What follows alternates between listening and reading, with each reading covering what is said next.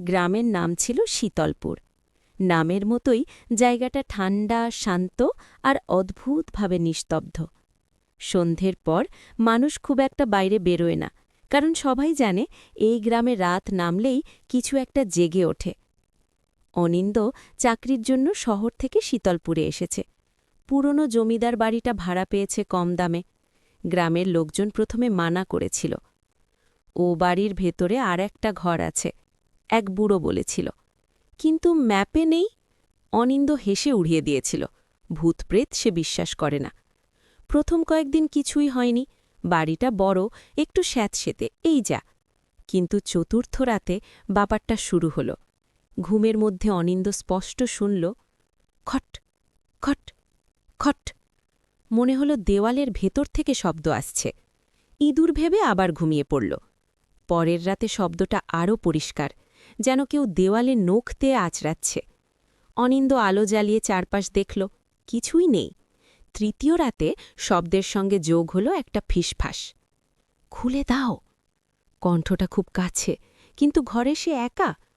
পরদিন সে গ্রামের লোকজনকে জিজ্ঞেস করল। সবাই চুপ করে গেল, কেউ চোখে চোখ রাখল না। শেষে সেই বুড়োটাই বলল, ও ঘর খুলবেন না বাবা, জমিদার সাহেব ওটা বন্ধ করে দিয়েছিলেন। কেন? অনিন্দ জিজ্ঞেস করল। বুড়ো বলল না, শুধু বলল, কারণ ও ঘরের মানুষ বেরোতে পারে না। সেই রাতে অনিন্দ ঠিক করল, দেখবেই। শব্দটা আসছিল দক্ষিণ দিকের দেওয়াল থেকে। সে হাত বুলিয়ে বুঝল দেওয়ালের একটা অংশ ফাঁপা।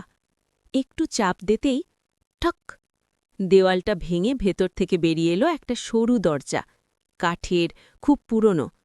দরজার গায়ে আঁচড়ের দাগ, ভেতর থেকে। হঠাৎ ভেতর থেকে কণ্ঠ ভেসে এলো, শেষমেশ বুঝতে পেরেছ? অনিন্দ পিছিয়ে গেল, তবু কৌতূহল জয় করল ভয়কে। দরজাটা খুলল। ভেতরে একটা ছোট ঘর, কোনো জানালা নেই। মাঝখানে একটা খাট, খাটে বসে আছে একটি মেয়ে। চুল এলোমেলো, চোখ দুটো অস্বাভাবিক বড়। আপনি কে? অনিন্দ জিজ্ঞেস করল। মেয়েটা হাসল। আমি এই ঘরের মানুষ। কিন্তু এখানে তো কেউ থাকে না। থাকে, সে বলল। আপনি তো দেখছেন। অনিন্দ ঘুরে বেরোতে চাইল, কিন্তু পেছনে তাকিয়ে দেখল দরজাটা নেই, দেওয়াল। ঘরের বাতাস ভারী হয়ে উঠল। মেয়েটা বলল, জমিদার আমাকে এখানে বন্দী করেছিল, বাইরে যাওয়ার চেষ্টা করেছিলাম বলে। কত বছর আগে? অনিন্দ জিজ্ঞেস করল। মেয়েটা মাথা কাত করল। সময় এখানে ঢোকে না। হঠাৎ অনিন্দ বুঝল ঘরের দেওয়ালে নখের দাগ, রক্তের পুরনো ছোপ। তুমি বেরোতে চাও? সে কাঁপা গলায় বলল। মেয়েটা উঠে দাঁড়াল।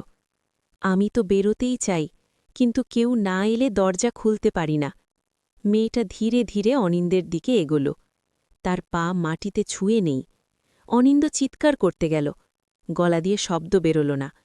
মেয়েটা ফিসফিস করে বলল, একজনকে এখানে থাকতে হবে। হঠাৎ সব অন্ধকার। পরদিন সকালে গ্রামবাসীরা দেখল জমিদার বাড়ি তালাবন্ধ, ভেতর থেকে কারও আওয়াজ নেই। কিন্তু মাঝে মধ্যে রাতে দক্ষিণ দেওয়াল থেকে শব্দ আসে, খট খট খট।